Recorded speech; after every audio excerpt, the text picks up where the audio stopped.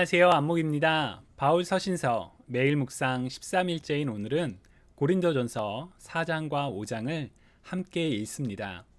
어제 읽은 고린도전서 2장과 3장에서 바울은 고린도 교회가 가지고 있었던 문제, 곧 분열의 문제에 대해서 사람을 쫓는 세상의 지혜 혹은 어리석음을 따르지 말고 그리스도를 바라볼 것을 강조했었지요.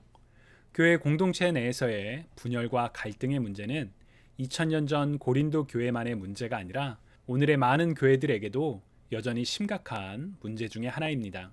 성경의 가르침을 따라 사람이 아닌 그리스도를 바라보며 하나 되는 회복이 일어나기를 소망합니다. 분열에 대한 바울의 권면은 오늘 읽게 되는 4장에서도 이어집니다. 먼저 바울은 사도들의 사역에 대해서 이야기를 합니다. 그리스도의 종으로서 하나님의 청지기로서 복음을 증거하고 교회를 세우기 위해 열심히 일했던 사도들의 사역을 이야기하며 서로를 대적하고 뽐내지 말 것을 강조합니다. 이어서 바울은 사랑하는 자녀와도 같은 고린도 교회를 아버지의 마음으로 권면을 합니다. 우리가 이전에 읽었던 로마서의 문체와 비교해 보면 고린도 교회를 향한 바울의 사랑을 엿볼 수 있는 그런 부분이기도 합니다. 이제 로마서 5장에서 바울은 고린도 교회의 또 다른 문제, 바로 성적인 타락에 대해서 이야기를 합니다. 고린도 교회 가운데 성적인 타락이 있었는데 그것에 대해서 방관하는 교회를 질책하며 바울은 악한 것을 단호하게 끊을 것을 강조합니다. 그럼 오늘 핵심 구절을 우리 함께 읽어볼까요? 고린도전서 5장 7절입니다. 여러분은 새 반죽덩이가 되기 위해 묵은 누룩을 제거해 버리십시오. 우리의 유월절 양이신 그리스도께서 희생되심으로 우리가 누룩 없는 반죽이 됐기 때문입니다. 아멘. 이스라엘은 하나님의 말씀을 따라 유월절과 무교절을 지킬 때 누룩이 들어가지 않은 무교봉을 먹었습니다. 누룩은 빵을 부풀게 하는 발효제이지요. 빵이 발효되기를 기다릴 여유도 없이 서둘러 애굽에서 나왔던 일을 기억하기 위하여 누룩이 들어가지 않은 무교병을 먹었지요.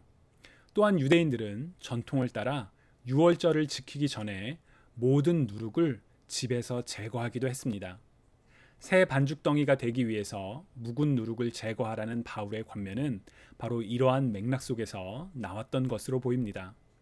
또한 유월절의 어린 양과 같이 우리를 대신하여 십자가에서 죽으신 예수 그리스도로 말미암아 우리가 깨끗하게 되었음을 강조하며 죄의 길에서 떠날 것을 강조합니다.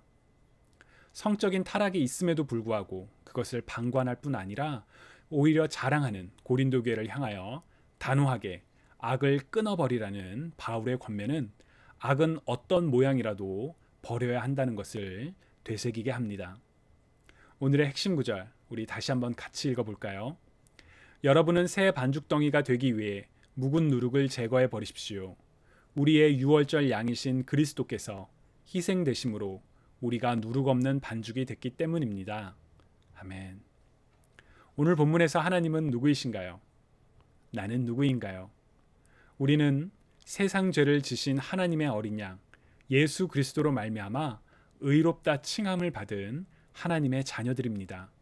하나님의 자녀로서 하나님을 기쁘시게 하는 정결한 삶을 살아가는 우리 모두가 되기를 소망하고 축복합니다. 감사합니다.